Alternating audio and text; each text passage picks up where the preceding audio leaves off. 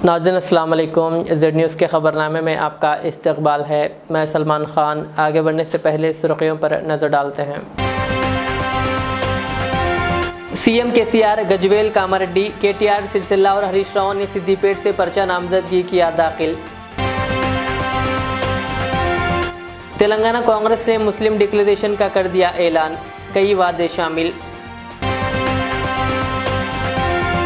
D Nagendra ने दरगाह यूसुफैन रहमतुल्लाह अलैह पर दी हाज़िरी और इसी तरह बीएसपी उम्मीदवार खैरुद्दीन सूफी ने भी बारगाह पर दी हाज़िरी। मोहम्मद अली शब्बीर का बयान, कहा जो लुटेरे हैं इन पर कार्रवाई नहीं और हम पर छापे। इंतखाबी गाड़ी का रेलिंग टूट गया, केटीआर बाल बाल बच गए, वीडियो वायरल। मोहम्मद मुबीन बहादुरपुरा के मजलिसी उम्मीदवार, असदुद्दीन ओवैसी का ऐलान। अब पेश है खबरों की तफसील। तेलंगाना के वज़ीर आला व बीआरएस के सरबराह के चंद्रशेखर राव ने आज गजवेल और कामारेड्डी से अपना पर्चा नामजदगी दाखिल किया। इसी तरह वज़ीर केटीआर ने हल्के सिरसिल्ला और वज़ीर टी हरीश राव ने हल्के सिद्दीपेट से पर्चा नामजदगी दाखिल किया। इस मौके पर बीआरएस के कायदीन व कारकुनों की कसीर तादाद मौजूद थी।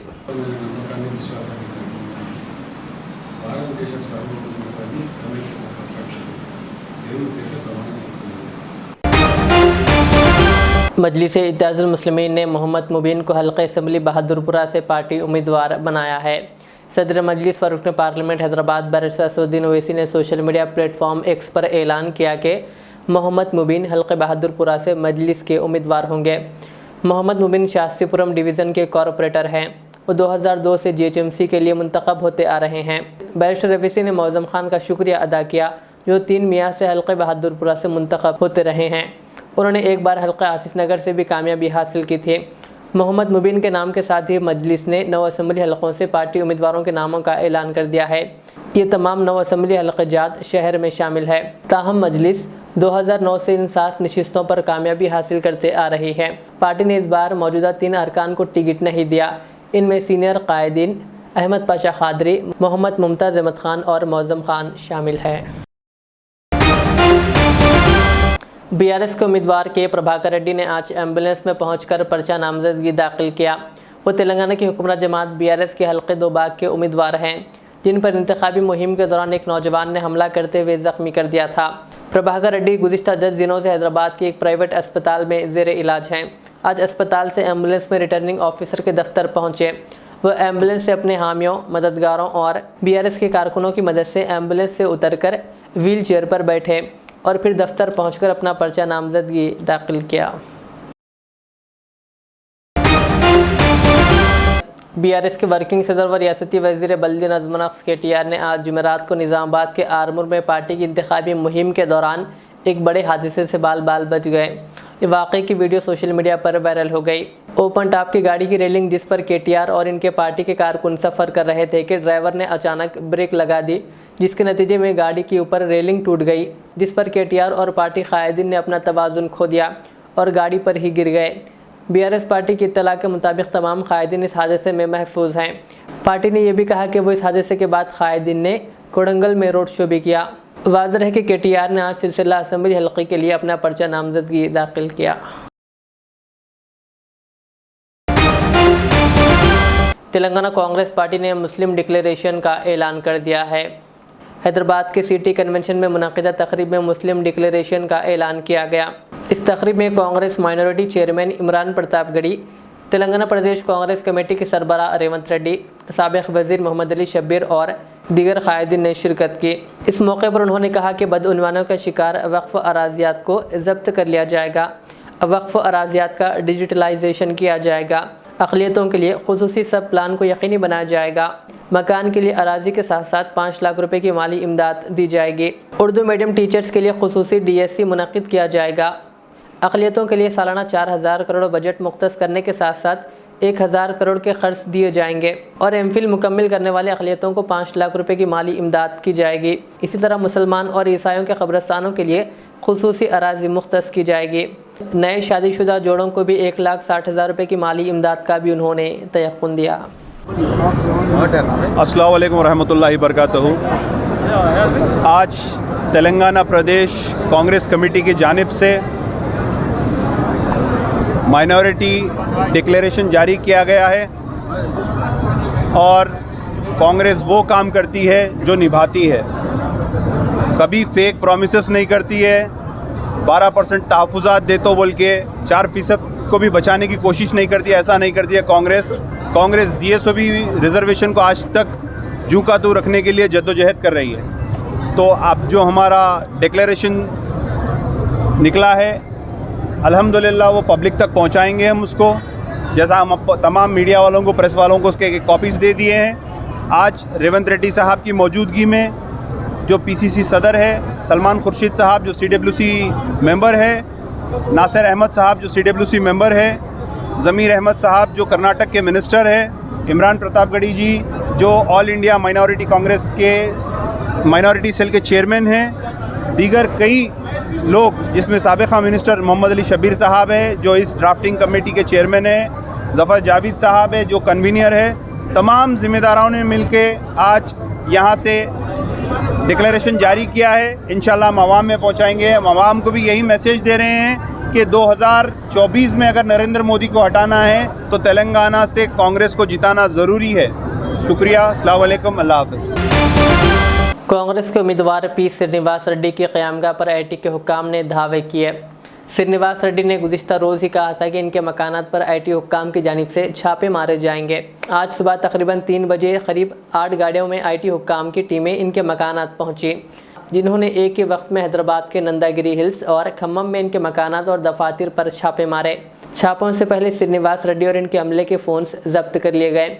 इन छापों को अहमियत हासिल हो गई है क्योंकि तेलंगाना में जारिया माह के 30 तारीख को इंतखाबात होने वाले हैं और श्रीनिवास रेड्डी ने गुज़िश्ता रोज़ ही ऐलान किया था कि इनके मकानात पर छापे मारे जाने वाले हैं।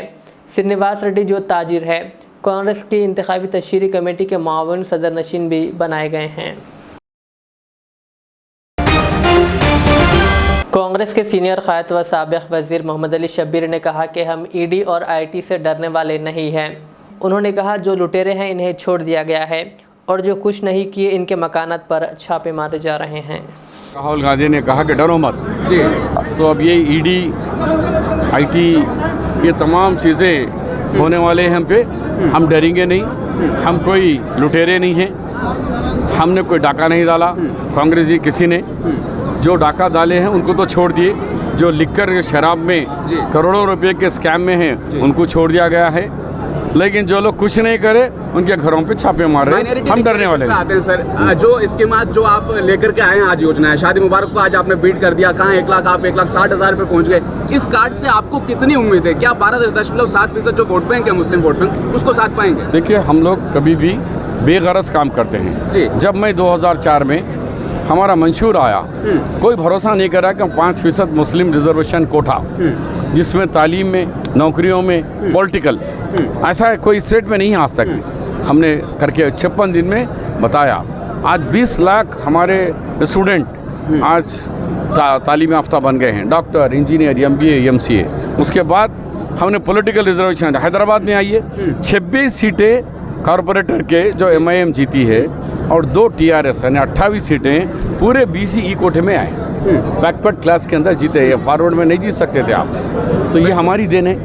आप भले आपको MIM को फ़ायदा हुआ होगा, लेकिन हमने वो सोच के नहीं दिया। मुस्लिम कैंडिडेट को कांग्रेस ने टिकट जरूर दिए हैं। मंत्री पद पर एक सवाल करूंगा, क्या मंत्री पद मिल पाएगा किसी मुस्लिम कैंडिडेट को? अरे भाई, मैंने तो आधा पोर्टफोलियो तो मेरे पास ही थे राजशेखर रेड्डी के दौर में। आपके अलावा बात कर रहा हूं सर मैं।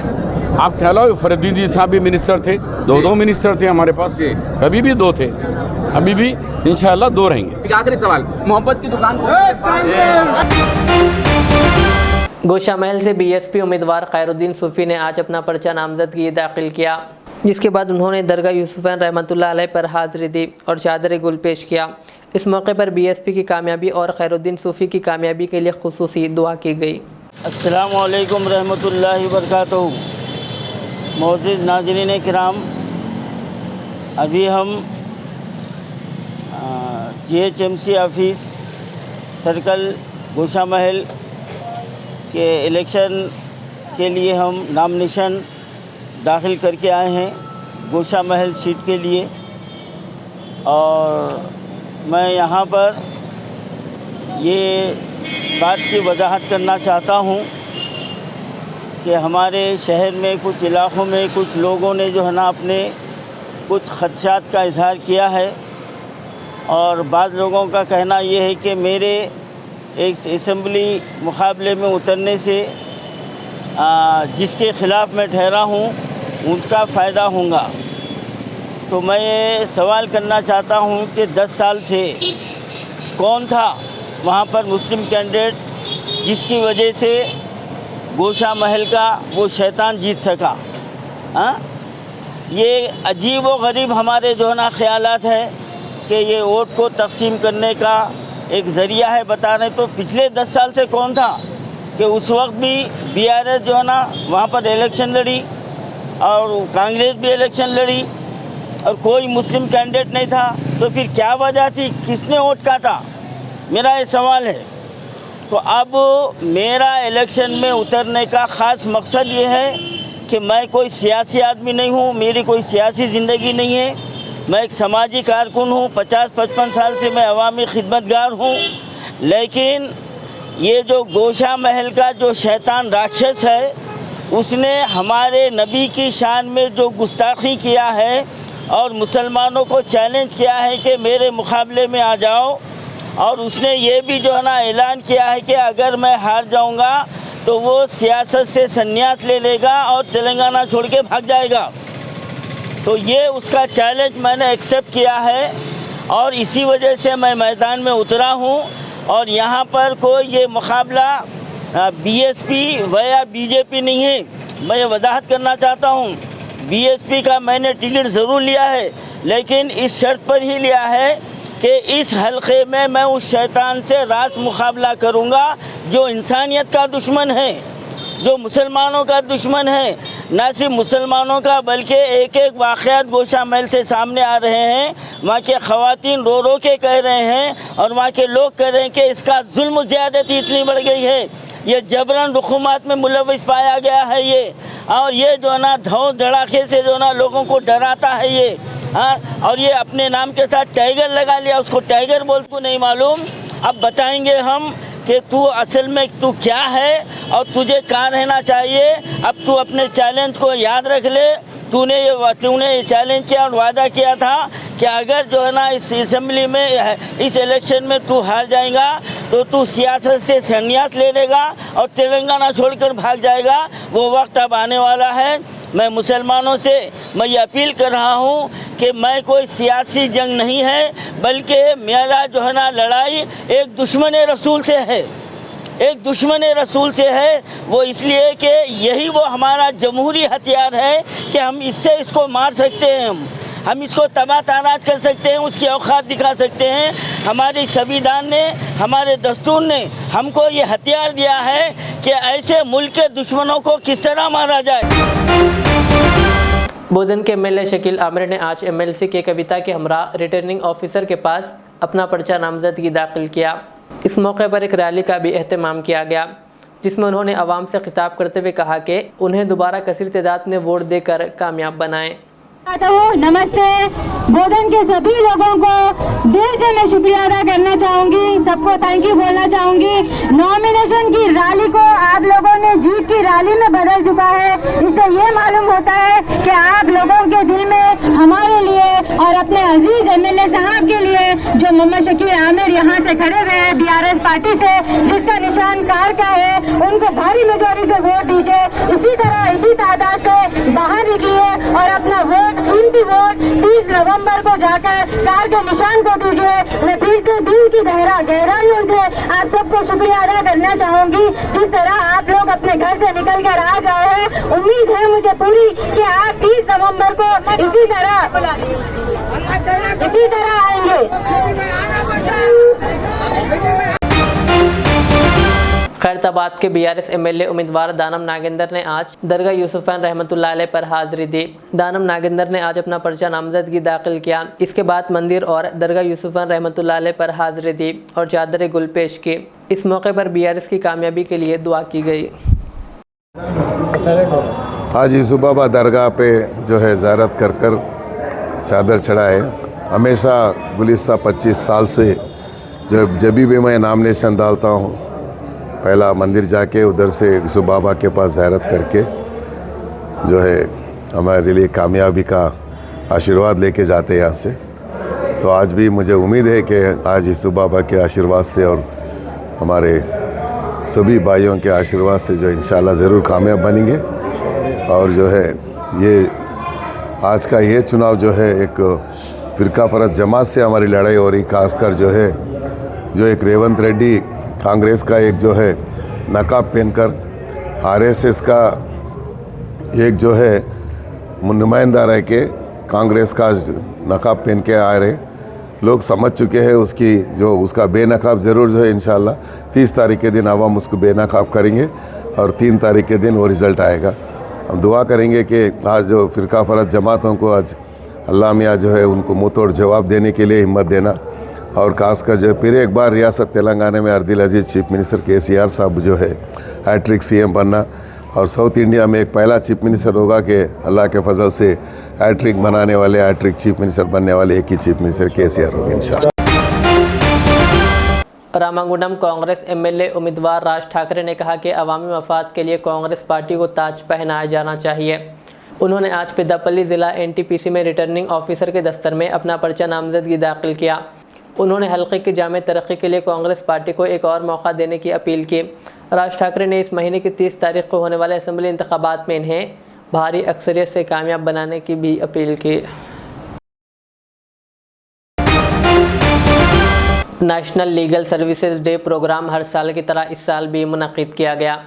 उस्मानिया यूनिवर्सिटी में वाक़ई यूनिवर्सिटी कॉलेज ऑफ लॉ में इस शोर बेदारी प्रोग्राम का इनेकाद अमल में आया, जिसमें मेहमान खुसूसी की हैसियत से Telangana state council of higher education के नायब चेयरमैन SK महमूद ने शिरकत की और नेशनल लीगल सर्विसेज डे के मौके पर उन्होंने तफसीली रोशनी डाली। इस मौके पर doctor D Radhika Yadav, professor B विजय लक्ष्मी, प्रोफेसर GB रेड्डी के अलावा तलबा और तालिबात की कसीर तादाद मौजूद थी। पेद्दापल्ली ज़िले के रामागुंडम हल्के के BRS MLA उम्मीदवार कौर कांति चंद्र ने जुमेरात के रोज़ रिटर्निंग ऑफिसर के पास अपना पर्चा नामजदगी दाखिल कराया। गोदावरी खनी में MLA ने अपनी रिहाइश गाह पर अपनी मां का आशीर्वाद लिया।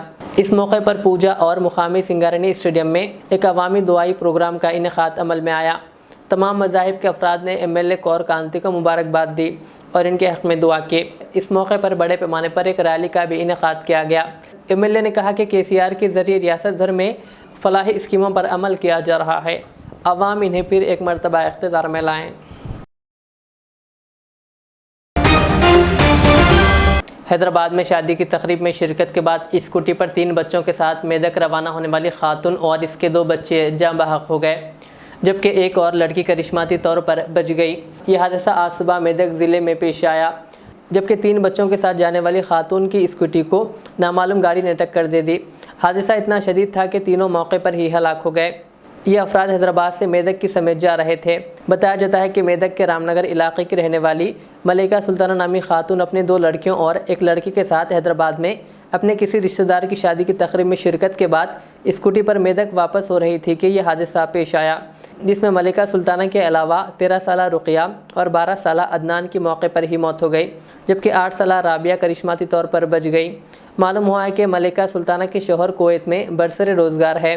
इत्तला मिलते ही पुलिस मौके पर पहुंची, जिसने मुकामी हादसे का मुआयना किया।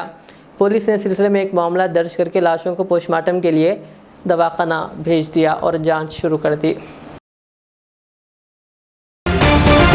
आखिर में सुर्खियां और एक बार। CM KCR, Gajwel Kamareddy, KTR Sircilla और हरीश राव ने सिद्दीपेट से पर्चा नामजदगी किया दाखिल। तेलंगाना कांग्रेस ने मुस्लिम डिक्लेरेशन का कर दिया ऐलान, कई वादे शामिल। D नागेंद्र ने दरगाह यूसुफैन रहमतुल्लाह अलैह पर दी हाज़िरी और इसी तरह BSP उम्मीदवार खैरुद्दीन सूफी ने भी बारगाह पर दी हाज़िरी।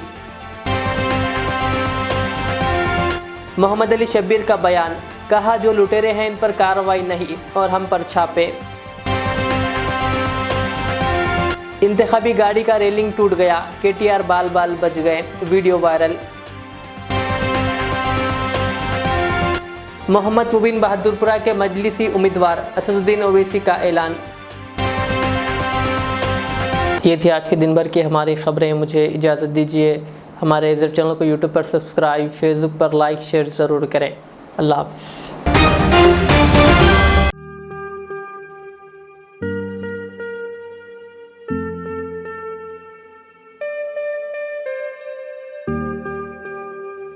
Siddique traders import and export, जहां सऊदी, दुबई, सिंगापुर, मलेशिया व दीगर ममालिक के मुख्तलिफ अक़साम के मलबूसात, बुर्क़े, अतर, अरबा चप्पल, तैबन का मजमुआ दस्तयाब है। मियारी और आला अक़साम की अशियाए ज़रूरिया, जैतून का तेल, ड्राई फ्रूट्स व दीगर इम्पोर्टेड सामान के लिए अभी चले आएँ। सिद्दीक ट्रेडर्स, मुस्तफ़ा नगर, फलकनुमा, हैदराबाद। हमसे रब्ता करें 9951385112।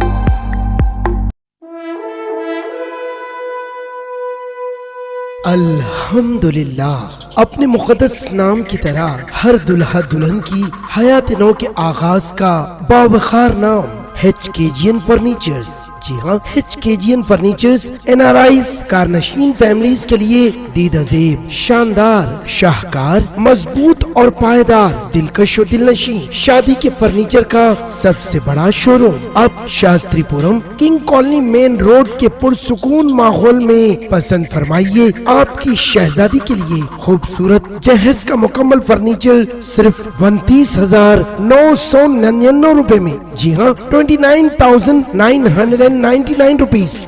जी हाँ, फख्रे हिंदुस्तान सदर मोहतरम बैरिस्टर असदुद्दीन अवैसी साहब के मकान के बिल्कुल करीब आपका अपना HKGN फर्नीचर्स।